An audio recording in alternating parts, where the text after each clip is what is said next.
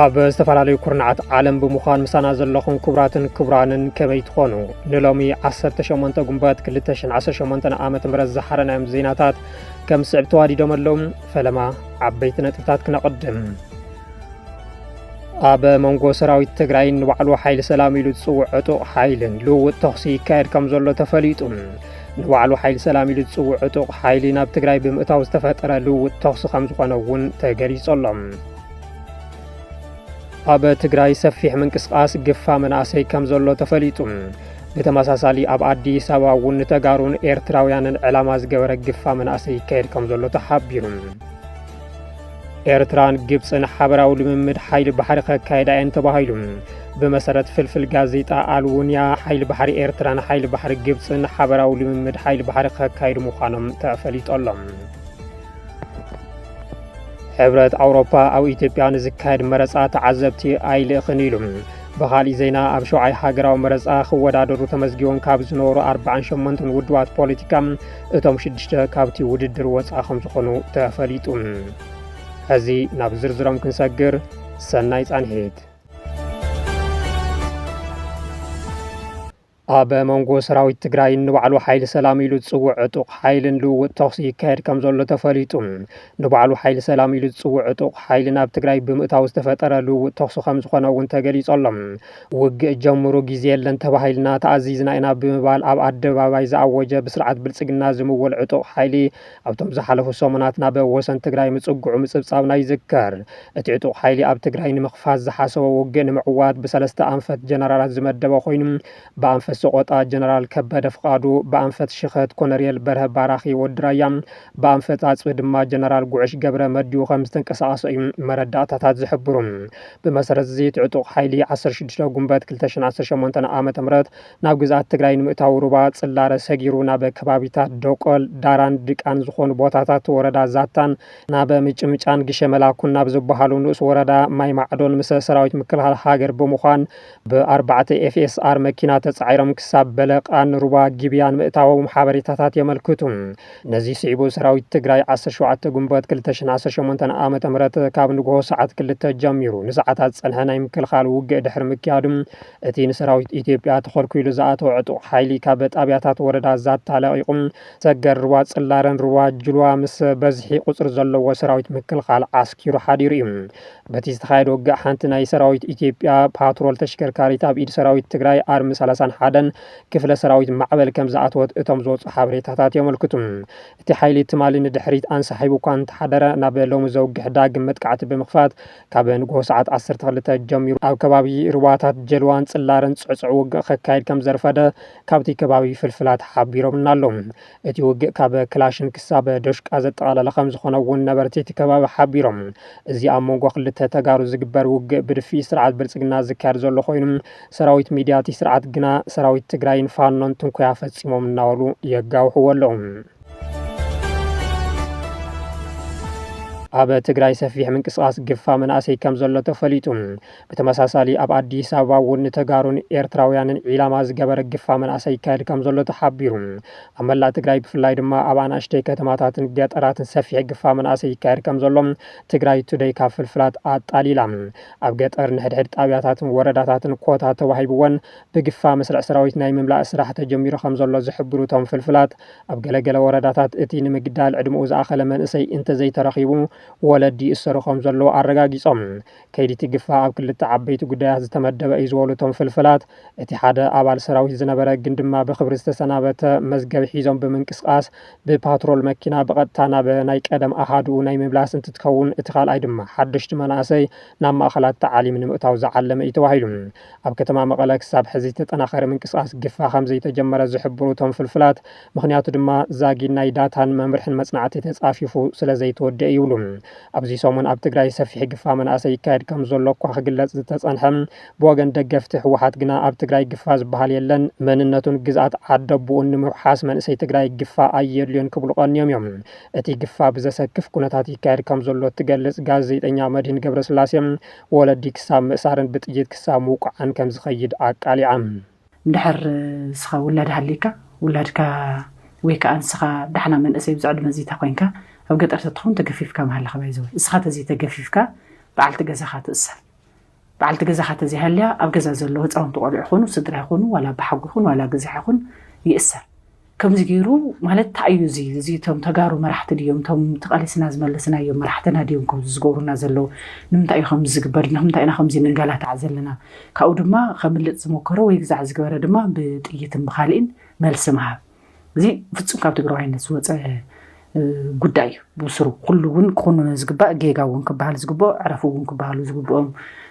قداي مثلا برقص تግራይን ህዝባን ኣብ ዝሕዚ እዋን ዝለዓለ ናይ ህልውና ሓደጋ ተድዓኒንዎም ከም ዝርከብ ርድኢ ዝብሉ ገለ ወሃብ ትርኢቶም ካብዚ ሓደጋ ህልውና ንምውፃእ ኢሉ እውን ግዝኣት ትግራይ ንምምላስ ኣብ ዝግበር ፃዕሪ ኩሉ ትግራዋይ ኣብ ሓደ ፅላል እኳ ክዓስልና ተገቦ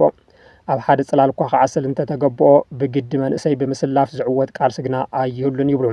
ብተመሳሳሊ ኣብ ኣዲስ ኣበባ እውን ተጋሩን ኤርትራውያንን ኢላማ ዝገበረ ግፋ መናእሰይ ይካየድ ከም ዘሎ ተፈሊጡ ኣሎ ኣብ ኣዲስ ኣበባ ብፍላይ ድማ ኣብ ከባቢታት ሰሚት 22 ጀሞ ቦሌን ቡልቡላን ኣብ ውሽጢ ክልተ መዓልትታት ብርክት ዝበሉ ተጋሩን ኤርትራውያንን ኣብ ትሕቲ ቁፅር ውዒሎም ኣለዉ ትማሊ 17 ጉንበት 2018 ኣብ ከባቢ ሰሚት ካብ 35 ክሳብ 40 ዝኾኑ ተጋሩን ኤርትራውያንን መናእሰይ ብሓይልታት ፀጥታ ተተሓይዞም ከም ዝተወሰዱ መሰኻኽሪ ዓይኒ ኣረጋጊፆምልና እቶም ኣብ ትሕቲ ቁፅር ዝወዓሉ መናእሰይ ሕቶን ምርመራ ይግበረሎም ከም ዘሎ ዝገልጹ ናይ ቀረባ መሓዝቶም ነቶም ተጋሩ ምስ TDF ወይ ድማ ሓይልታት ምክልኻል ሰራዊት ትግራይ ርክብ እንተነይርዎም ነቶም ኤርትራውያን ድማ ኣብ ሳዋ ዝሰልጠኑ ምዃኖምን ዘይምዃኖምን ዘነጻጽር ሕቶታት ይቐርበሎም ኣሎ ተባሂሉ ህወሓትን ሻዕብያን ብውሽጢ ወዲቦም ብምእታው ናይ ስለላ ኣካላት ክኾኑ ይኽእሉ እዮም ካብ ዝብል ጽኑዕ ናይ ውሽጢ ፍርሕን ናይ ፀጥታ ስጋኣትን ተበጊሱ ዝግበር ዘሎ ቅድመ ጥንቃቐ ምዃኑ እውን እናተገለጸ ይርከብ ኣብ ትግራይ ብዘሎ ፖለቲካዊ ቅልውላውን ኣብ ኣዲስ ኣበባ ብዘሎ ተጋሩ ይስራሕ ብዘሎ ፕሮፓጋንዳን ተጋሩ መናእሰይ ናብ ኣዲስ ኣበባ ብበዝሒ ንክስደዱ ከም ዝተገበረ ዝፍለጥ እዩ ኤርትራን ግብፅን ሓበራዊ ልምምድ ሓይሊ ባሕሪ ከካይዳ እየን ተባሂሉ ብመሰረት ፍልፍል ጋዜጣ ኣልወንያ ሓይሊ ባሕሪ ኤርትራን ሓይሊ ባሕሪ ግብፅን ሓበራዊ ልምምድ ሓይሊ ባሕሪ ከካይዱ ምዃኖም ተፈሊጡ ኣሎ ዕላማቲ ልምምድ ሓይሊ ባሕሪ ምሕያልን ምውሓስን ፀጥታ ዞባ ቀይሕ ባሕሪ ምዃኑን ምክትል ኣድሚራል ግብፂ ኮማንደር ኣሽራፍ ኢብራሂም ኣጥዋ ገሊጹ ኣሎ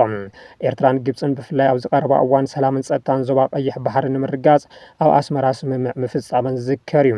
ምምሕዳር ቀይሕ ባሕሪ ናይተን ዝዋሰና ሃገራት ጥራሕ ዝብል መትከል ዝሓዛ ኤርትራን ግብፅን ኣብቲ ዝሓለፈ ሰሙን ነዚ ዘጠናኽረለን ስምምዕ ፈፂመን እየን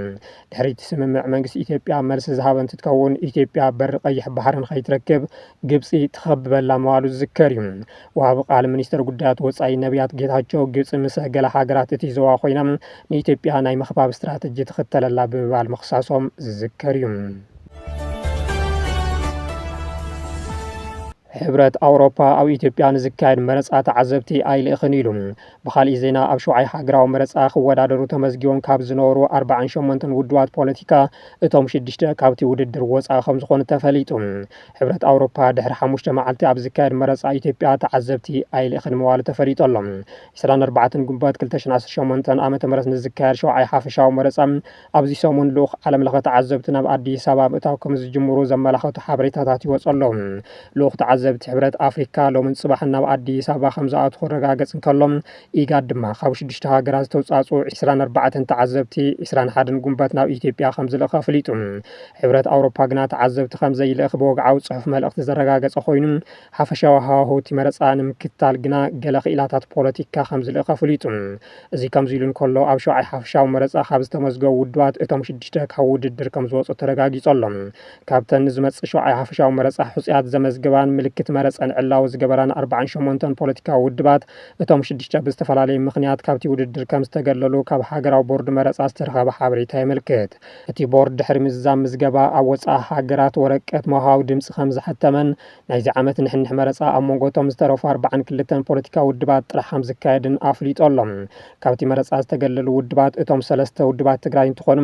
ንሳቶም ድማ ናይ ጌታቸው ረዳ ዲሞክራሲያዊ ስምረት ትግራይ ስምረት ትንሳኤ ሰብዓ እንደርታ ትንሳኤ ስርዓት ቀንጭ ሓቂ ከም ዝኾና ተፈሊጡ ኣሎ እተን ዝተረፋ 3 ውድባት ድማ ኣብ መንጎ መራሕቲ ብዝተፈጠረ ውሽጣዊ ምፍላይን ናይ ቤት ፍርዲ ክርክርን ሕፅያቶ ካብ ውድድር ዝተኣለየ ውድብ ሶሻል ዲሞክራሲ ኢትዮጵያ ኣብ ጸብጻብ ኦዲት በጀት ብምድንጓዩ ምዝገባኡ ዝፈሸለ ውድብ ፌደራሊስት ሲዳማ ከምኡ እውን ከይፈለጠ ካብቲ ውድድር መረፃ ከም ዝተኣለየ ዝገልጽ ምንቅስቓስ ሓርነት ህዝቢ ጋምቤላ ከም ዝኾኑ ተፈሊጡ ኣሎ ዓበይቲ ተናሓናሕቲ ፖለቲከኛታት ብምእሳርን ብምስዳድን 64 ወናብር ባይቶ ወከልቲ ህዝቢ ቦይን ንምውድዳር ዝጋልብ ብዘሎ ብልጽግና ተዓዊተ ኢሉ ሕጋውነቱ ምስ ረጋገጸ ኣብ ልዕሊ ትግራይ ብሽም ምኽባር ሕጊ ወራር ክጅምር ከም ዝኽእል ይግመት። ሂዩማን ራይትስ ዎች ኣብ ሱዳን ገበና ጆኖሳይድ ምፍጻሞም ዘረጋግጽ መርትዖ ከም ዝረኸበ ዕላው ገይሩ። ሂዩማን ራይትስ ዎች በቶም ብኢምሬት ዓረብ ዝድገፉ ምልሻ ጃንጃዊድ ኣብ ኤልፋሻር ተፈጺሞም ዝበሎም ግፍዕታት ምልክት ምጽናት ዓልየት ከም ዝረኸበ ዕላው ገይሩ። ካብ ቦጎታ ክሳብ ኤልፋሻር ብዝብል ኣርእስቲ ሓድሽ ጸብጻብ ዘውፅአ ሂዩማን ራይትስ ዎች ኣብ ኣቡዳቢ ዝመደብሩ ናይ ጸጥታ ኩባንያ ዝተመልመሉ ዝተባሃሉ ኮሎምባውያን ናይ ብሕቲ ወተሃደራዊ ኮንትራክተራት ኣብ ጎነቲ ብኢምሬት ዓረብ ዝድገፍ ምልሻ ጃንጃዊድ ኮይኖም ክዋግኡ ናብ ሱዳን ቅድሚ ምውፋሮም ብወተሃደራዊ ትካላት ኢምሬት ዓረብ ከም ዝሓልፉ መርትዖታት ኣቕሪቡ። እዚ ትካል ኢምሬት ዓረብ ነቲ ምልሻ ኣብ ሱዳን ከቢድ ገበናት ናይ ምፍጻም ኣቕሙ ቀጻልነት ከም ዝሓገዞ ተወሳኺ መርትዖ ይኽብል ገሊጽዎም። ብመሰረት እቲ ጸብጻብ ኣብ ኣቡዳቢ ዝመደብሩ ግሎባል ሴኩሪቲ ሰርቪስስ ግሩፕ ዝተባሃለ ኩባንያ ቅድሚ ናብ ሱዳን ምውፋሮም ኣማይቲ ኮሎምባውያን ናይ ብሕቲ ወተሃደራዊ ኮንትራክተራት ብምምልማል ነቲ ምልሻ አንጻር ሰራዊት ሱዳን ኣብ ዝገብሮ ዘሎ ኩናት ንምድጋፍ ካብ 2024 ዓመት ፈረንጂ ጀሚሩ ከም ዝሰርሐ ቃሊዑ። ሂዩማን ራይትስ ዎች ኣብ ወርሒ ጥቅምቲ 2025 ገለ ካብቶም ኮንትራክተራት ኣብ ኤልፋሻር ከም ዝነበሩ ብምስናድ እዚ ድማ እቶም ምልሻ ነታ ከተማ ኣብ ዝሓዝሉ እዋን ሰፊሕ ቅትለትን ዓመፅን ከም ዘካየዱ ኣረጋጊጸ ኢሉ። እቶም ግፍዕታት መለለይ ምጽናት ዓልየት ዝሓዙ እዮም ክብል እውን ኣረጋጊጸሎም። ሂዩማን ራይትስ ዎች እቶም ርካባት ምስ ክልተ ናብ ሱዳን ዝተለኣኹ ኮሎምባውያን ኮንትራክተራት ሰራሕተኛ ናይቲ ኣብ ኢምሬት ዓረብ ዝመደብሩ ኩባንያ ነበር 8 ነበርቲ ኤልፋሻርን ካልኦት 7 ፍልፍላትን ዝተመርኮሰ ኮይኑ ወተሃደራዊ መኮንናት ኮሎምቢያ ነበር ዝርከብዎ ምዃኑ ገሊጹ። እቲ ትካል መዛግብቲ ኩባንያታት ወግዓዊ ሰነዳትን ኣብ ኢንተርኔት ዝተለጠፉ ዝተረጋገጹ ጂኦሎኬሽንን ስእልታትን ቪድዮታትን ከምኡ እውን እቶም ኮንትራክተራት ባዕሎም ዝዘርግሕዎ ጽሑፋት መሰረት ገይሩ እዩ ገምጊምዎ ዘሎ። ገለ ካብዞም ንዋት ኮንትራክተራት ኣብ ሱዳን ጎና ጎኒ ሚሊሻ ጃንጃዊድ ክዋግኡ ክረአዩ ከለዉ ገሊኦም ድማ ኣብ ውሽጢ ኢምሬት ዓረብ ኣብ ዝርከቡ ወተሃደራዊ ትካላት ልምምድ ክገብሩ ተራእዮም እዮም ኢሉ። በቲ ትካል ዝተኣከበ መርትዖታት ከም ዘመልከቶ መልመልቲ ቅድሚ ናብ ሱዳን ምልኣኾም ብወተሃደራዊ ማዓስከር ጋያቲ ኢምሬት ዓረብን ኣብ ኣልዋታባ ዝርከብ ወተሃደራዊ መሰላጥያን ከም ዝሓለፉ ሓደ ኮንትራክተር ናብ ኢምሬት ዓረብ ምስ በጽሐ ፓስፖርቶም ማሕተም ከም ዘይተገበረሉ ብምግላጽ ኣግባብ ኢሚግሬሽን ከም ዝተፈጸመሎም ተረጋጊጹ። ብድሕሪኡ ንሱን ካልኦት ኮንትራክተራትን ብቐጥታ ናብ መደበር ጋያቲ ከም ዝተወሰዱን ኣብኡ ድማ ካብ ዜጋታት ኢምሬት ስልጠና ከም ዝወሰዱን ገሊጹ። ሂዩማን ራይትስ ዎች ካልኦት 4 ኮንትራክተራት እውን ኣለልዩ ቅድሚ ናብ ሱዳን ምውፋሮም ኣብ ኢምሬት ዓረብ ደው ከም ዝበሉ ዝተረጋገጸ ስእልታትን ቪድዮታትን ብምቕራብ ኣረጋጊጸሎም። ንቻናልና ላይክ ሼርን ሳብስክራይብን ብምግባር ስለትከታተሉና ብምስጋን ዕለታዊ ዜናታት ናብዚ ዛዚምና ኣለና። ሰላም ድሓን ኩኑ።